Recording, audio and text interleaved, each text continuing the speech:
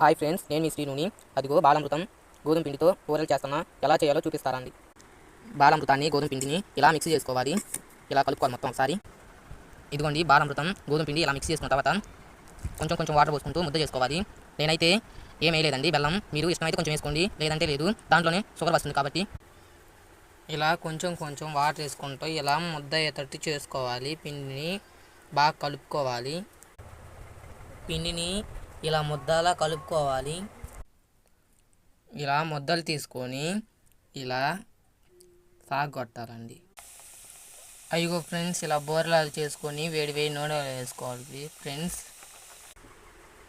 ఇగో friends, బోరలో నూనెలు వేసి కాల్చాక ఇలా పొంగాయి ఫ్రెండ్స్. ఇగో అదిగో ఫ్రెండ్స్, ఎలా పొంగాయో చూడండి. ఇదిగో ఫ్రెండ్స్, సూపర్ ఉందండి. ప్లీజ్ అండి సబ్స్క్రైబ్ చేసుకోండి.